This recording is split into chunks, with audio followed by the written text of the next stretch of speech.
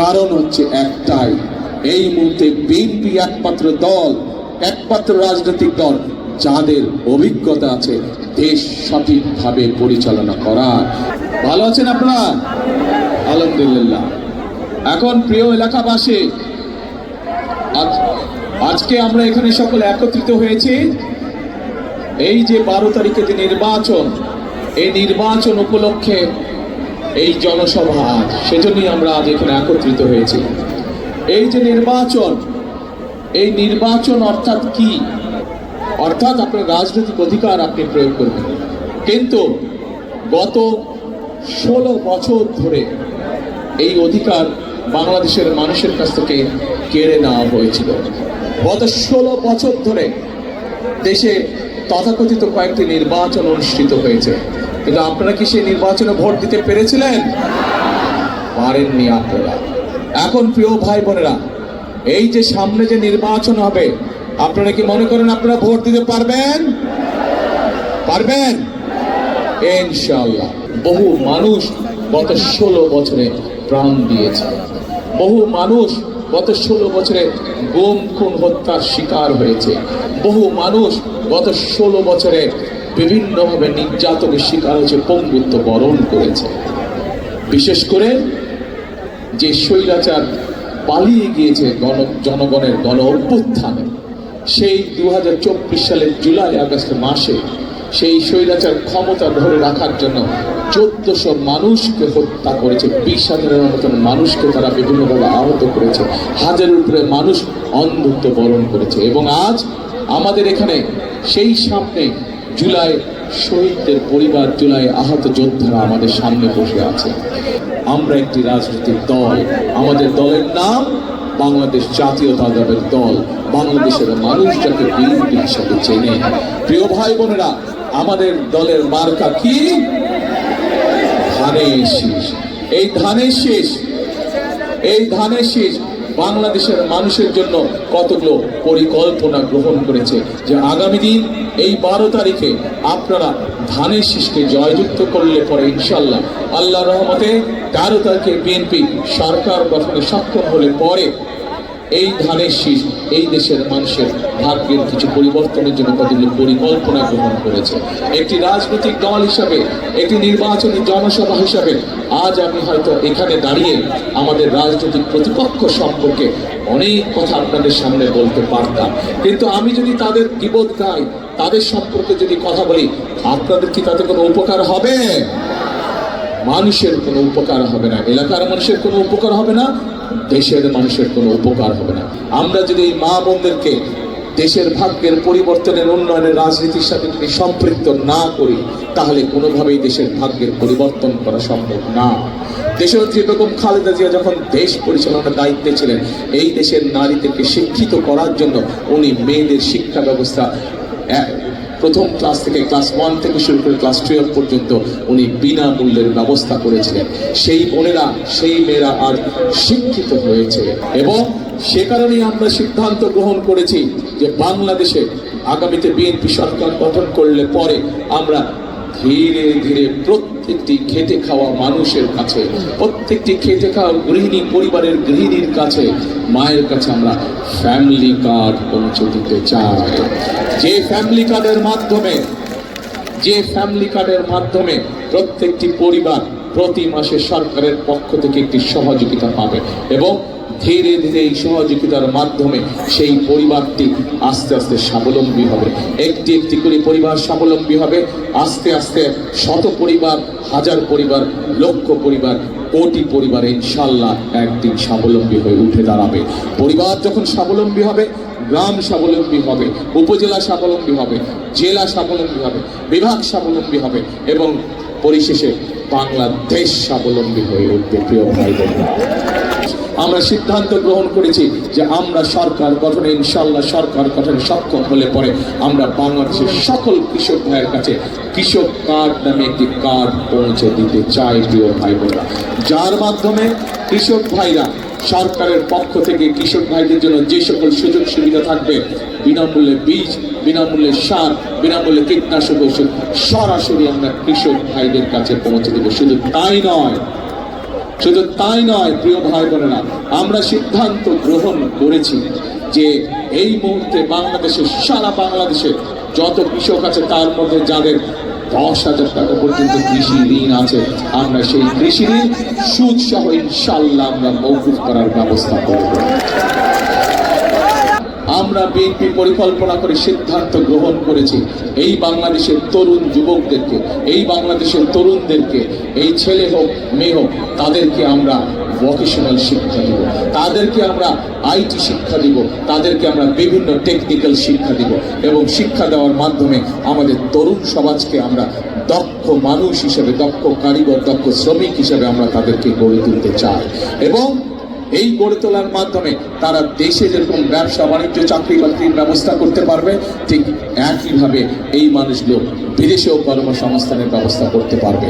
এবং আমরা জানি এখানেও বহু মানুষ আছেন যাদের আত্মীয় স্বজন, বন্ধু বান্ধব, ভাইরা বিদেশে আছে এবং বহু মানুষকে আমরা দেখেছি যারা প্রবাসীরা বিদেশে যান, বিভিন্ন দেশে যান কর্মসংস্থানের ব্যবস্থা করে, তাদেরকে যাবার আগে অনেক সময় পরিবারের জমি ঘর বিক্রি করতে হয় যাবার অর্থ সংস্থান করার জন্য। আমরা সিদ্ধান্ত গ্রহণ করেছি এখন থেকে ট্রেনিং পাওয়ার পরে যে সকল ভাইয়েরা, আমাদের তরুণ যুবকরা, তরুণ সদস্যরা যারা বিদেশে যাবে, তাদেরকে যেন আর জমি বিক্রি করতে না হয়, পরিবারের জমি, সেই জন্য তাদেরকে আমরা স্বল্প সুদে ক্ষুদ্র ঋণের ব্যবস্থা করে দিব, যাতে করে সেই ঋণের টাকা ব্যবহার করে তারা বিদেশে যায় এবং পরবর্তীতে ধীরে ধীরে তার যে ইনকাম, সেই ইনকাম থেকে তারা ঋণের টাকা পরিশোধ করবে ইনশাআল্লাহ। এখন প্রিয় ভাই বোনেরা, এতক্ষণ সংক্ষেপে আমি আপনাদের সামনে আমাদের কর্ম পরিকল্পনাগুলো তুলে ধরলাম। একটি রাজনৈতিক দল হিসাবে আমাদের দায়িত্ব হচ্ছে দেশের মানুষের ভাগ্য পরিবর্তন করা। একটি রাজনৈতিক দল হিসাবে আমাদের লক্ষ্য হচ্ছে দেশকে সামনের দিকে এগিয়ে নিয়ে যাওয়া। একটি রাজনৈতিক দল হিসেবে আমাদের দায়িত্ব হচ্ছে দেশকে সঠিকভাবে পরিচালনা করা যখন দেশের মানুষ আমাদেরকে দায়িত্ব দেয়। সেই জন্যই আমরা আমাদের কর্ম পরিকল্পনা ঠিক করেছি।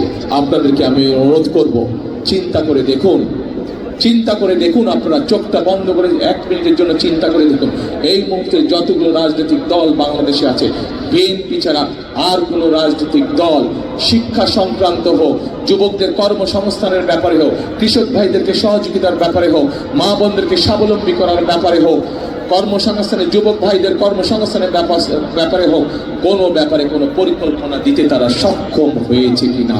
বিএনপি ছাড়া কেউ কোনো পরিকল্পনা, বিএনপি ছাড়া সঠিক পুঙ্খানুপুঙ্খ পরিকল্পনা আর কোন রাজনৈতিক দল বাংলাদেশের জনগণের সামনে উপস্থাপন করতে পারে না। কারণ হচ্ছে একটাই, এই মুহূর্তে বিএনপি একমাত্র দল, একমাত্র রাজনৈতিক দল যাদের অভিজ্ঞতা আছে দেশ সঠিকভাবে পরিচালনা করার।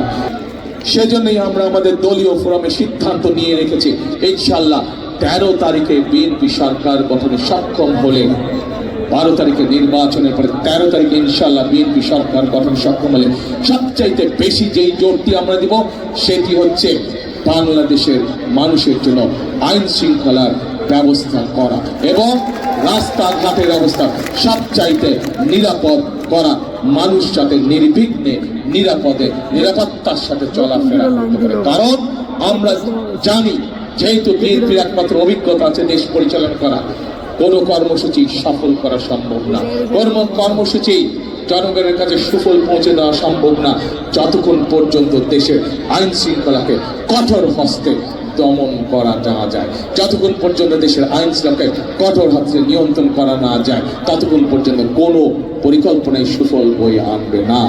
আজকে আমি আপনাদের সকলের সামনে আমি আমাদের ধানের শীষের প্রার্থী ববি হাজ্জাজকে বলে দিতে চাই যে ইনশাআল্লাহ ববি হাজ্জাজ এই এলাকায় নির্বাচিত হলে, এই এলাকা থেকে জয়ী হলে এবং বিএনপি সরকার গঠন করলে পরে, যেদিন বিএনপি সরকার গঠন করবে তার পর দিন থেকে আমাদের কাজ হবে এই এলাকার মানুষের জলবদ্ধতার সমস্যা দূর করা। এবং যে যত বড় শক্তিশালী হোক না কেন, সে যদি কোনো খাল বন্ধ করে মানুষের চলাচলের সমস্যা তৈরি করে থাকে, সে যদি কোনো খাল বন্ধ করে জলবদ্ধতার কারণ হয়ে থাকে, তাহলে অবশ্যই সেখান থেকে তাকে সরিয়ে দিয়ে সেই খালকে পুনরুদ্ধার করা হবে যাতে এলাকার মানুষ জলবদ্ধতায় কষ্ট না পায়। ঢাকা 17 থেকে নির্বাচন করছে, আমার এলাকায় বহু মানুষ আছেন যাদের সেখানে বিভিন্নভাবে থাকার সমস্যা আছে। কড়াইল বস্তি সহ ভাষান্তে সব আপনারা এই নামগুলো শুনেছেন। আমি সিদ্ধান্ত গ্রহণ করেছি, আমি ইনশাল্লাহ ঢাকা 17 থেকে নির্বাচিত হলে এবং বিএনপি সরকার গঠন করার সাথে সাথে আমি আমার এলাকার সেই মানুষদের জন্য যাদের থাকার অনিশ্চয়তা দেয় তাদের জন্য আমি দেশের আইনের সাথে সামঞ্জস্যপূর্ণ রেখে তাদেরকে স্থায়ীভাবে বসবাসের সিদ্ধান্ত নিব। আমি জানি এই এলাকায় ঠিক একই ধরনের একটি সমস্যা রয়ে গিয়েছে।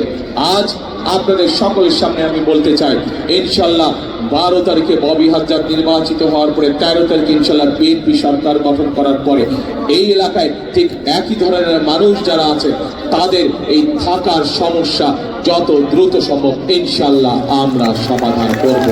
যেই সমস্যা গত 50 বছর যাবৎ এই মানুষগুলো কষ্ট পাচ্ছে যেই সমস্যার কারণে, আমরা যত দ্রুত সম্ভব এই সমস্যার ইনশাল্লাহ বাচ্চারা এই সমস্যা আমরা ইনশাল্লাহ সমাধান করব। কিন্তু ভাইরা, আমি একটু জানতে চাই 12 তারিখে আপনাদের কি পরিকল্পনা? বুঝি না, শুনি না, মানে শেষ ইনশাআল্লাহ। প্রিয় ভাই বোনেরা, আজ আমি আমার ছোট ভাই ববি হাজ্জাদের কাছে এই ধানের শীষ তুলে দিয়ে যাচ্ছি আনুষ্ঠানিকভাবে। ববি হাজ্জাদকে আপনারা 12 তারিখ পর্যন্ত দেখে রাখবেন। 12 তারিখে তাকে নির্বাচিত করার পরে ববি হাজ্জাদের দায়িত্ব হবে 13 তারিখ থেকে এই এলাকার মানুষ তাদের বিপদ আপদ এবং এলাকার সমস্যা তারা দেখেছেন, উনি দেখে রাখবেন। রাজি আপনারা? রাজি? চলবে ইনশাআল্লাহ, ইনশাআল্লাহ। প্রিয় ভাই বোনেরা, তাহলে আসুন এই নির্বাচনী জনসভার শপথ হোক একটি, প্রতিজ্ঞা হোক একটি। কি সেটি হচ্ছে আমাদেরকে জুলাই যোদ্ধা, মুক্তিযোদ্ধা সকলের সেই প্রত্যাশিত বাংলাদেশ আমাদেরকে গড়ে তুলতে হবে। এই যে আমার সামনে একজন পঙ্গু জুলাই যোদ্ধা বসে আছেন, এই মানুষগুলো জীবন দিতে নিয়েছিল, এই মানুষগুলো তাদের পঙ্গুত্ব বরণ করেছে, কিন্তু তাদের একটি আশা আছে, আকাঙ্ক্ষা আছে, প্রত্যাশা আছে একটি বাংলাদেশে। আমরা কি সেই বাংলাদেশ সকলে মিলে তৈরি করতে পারবো? তাহলে আসুন, কথা একটাই, কাজ একটাই, করব কাজ সবার আগে, করব কাজ সবার আগে বাংলাদেশ। আসুন আমরা সেই বাংলাদেশ গঠনের কাজ শুরু করব ইনশাআল্লাহ 13 তারিখ থেকে। কে কে আছেন আমার সাথে? ইনশাআল্লাহ। প্রিয় ভাই বোনেরা, আল্লাহ হাফেজ। বাংলাদেশ জিন্দাবাদ, বাংলাদেশ জাতীয়তাবাদী দল জিন্দাবাদ। আসসালামু আলাইকুম।